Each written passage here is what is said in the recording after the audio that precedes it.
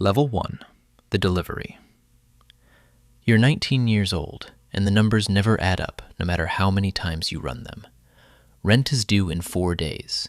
Your mother's medication cost more than your last paycheck, and your little brother needs new shoes for school. You've sent out a dozen job applications and heard nothing back. Then, an old friend from the neighborhood calls, offering $200 just to carry a bag across town, no questions asked. You tell yourself it's a one-time thing, that you'll never do anything like it again. The bag feels heavier in your hands than it should, your heart pounding with every step. Every siren in the distance feels like it's coming for you. But you make it. $200 for 20 minutes of walking. That night, you actually sleep.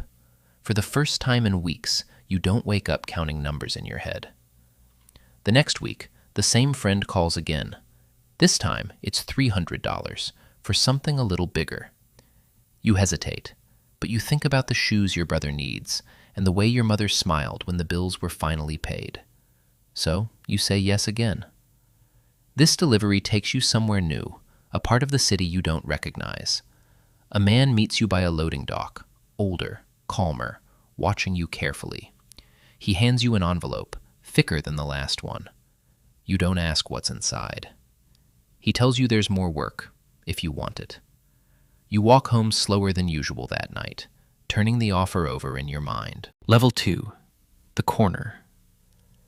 You say yes. Within a week, you're not just carrying bags anymore. You're standing on a corner you've walked past your whole life. Except now, people approach you instead of walking past. The first sale takes less than 30 seconds. Your hands shake for an hour afterward. But the money is real, and it adds up fast. You start paying your mother's bills without telling her where the money comes from. She thinks you finally got a real job. You let her believe it.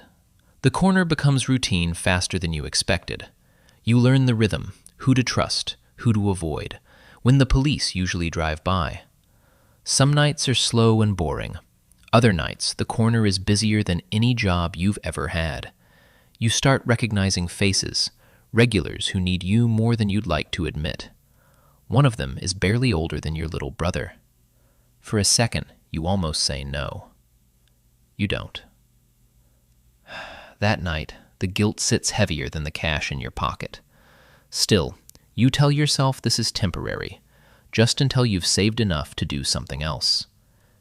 The older man starts calling you more often. He says you're good at this, better than most. The compliment feels good in a way you don't want to admit. Your numbers matter more here than anything else. How much moved, how much made. The corner starts to feel less like a mistake and more like a job. You buy yourself something small, new shoes, a decent jacket. It's the first thing you've bought for yourself in a long time. You don't notice yet how much of yourself you're spending to get it. The older man mentions someone above him, someone who could use a reliable face like yours. Level 3. The Supply. You meet the supplier in person for the first time, in a back room that smells like motor oil and cigarettes. He doesn't shake your hand. He just studies you, deciding if you're worth the risk. You pass whatever test that was. Now you're not just selling what's given to you. You're moving it. Larger amounts, further distances, more people depending on you showing up on time. The money triples, almost overnight. You move out of the cramped, rented room. It isn't much, but it's more space than you've ever had. You start seeing someone, a woman from your old neighborhood who remembers you before all this. She asks what you do for work. You give her a vague answer about logistics and deliveries. She doesn't push. Not yet. The supplier starts trusting you with more. Bigger runs, tighter deadlines, less room for mistakes. One run almost goes wrong. A police car idles behind you for what feels like an hour. It finally pulls away. You don't remember breathing the whole time. That night, you don't tell her how close it was. You just hold her a little tighter than usual. The business keeps growing, and so does the distance between the man you were and the man you're becoming. You start carrying something you never used to, a quiet, constant awareness that someone could be watching. Even in your own apartment, you check the locks twice. The supplier introduces you to 2 other men who will work under you now. You're not just a runner anymore. You're someone people report to. Level 4. The distance. Your partner is pregnant. For a moment, fear and joy hit you at the exact same time. You promise yourself, silently, that this changes everything. It doesn't. The business doesn't slow down just because your life is about to. You tell yourself you'll step back after the baby's born. You don't. Your daughter is born on a night you almost miss because you are finishing a run across town. You make it just in time. Holding her for the first time, you cry harder than you have in years. You mean every word when that you'll be better for her. The promises get harder to keep as the months pass.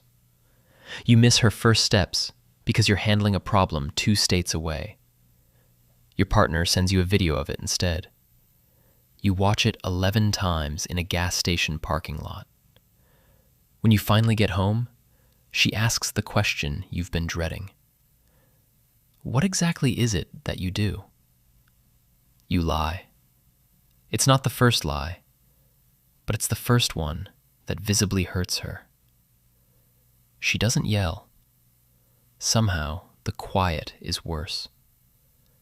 That night, you sleep in the living room, listening to your daughter's breathing through the baby monitor. You tell yourself, again, that you'll fix this once you have enough. You don't yet understand that enough is a number that keeps moving. The business needs you more than your family does right now, or so you tell yourself. You leave before sunrise the next morning without saying goodbye. The distance between you and the people you love keeps growing, even as the money in your pocket keeps growing too. Level 5. The territory. You have a crew now, 3 men who answer to you and only you. They call you boss, even though you're barely older than they are. You've claimed a territory that used to belong to someone else. The man who used to run it doesn't take that quietly. There are messages, then threats, then a car that follows you home one night. You install a second lock on your apartment door. You start parking 2 blocks away instead of right outside. Your partner notices the new locks before you explain them. She asks if you're in danger. You tell her it's just a precaution. She stops asking questions after that, which somehow feels worse than when she used to ask. Your daughter is old enough now to ask why you're gone so much. You don't have a good answer for a 4-year-old. The territory brings in more money than you've ever held at once.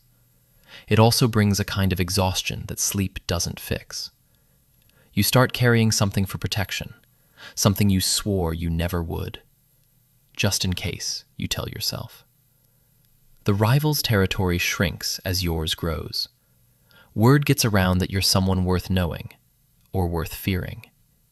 You almost like the way that feels. You almost forget to feel guilty about it. One of your crew, the youngest one, reminds you of yourself 2 years ago.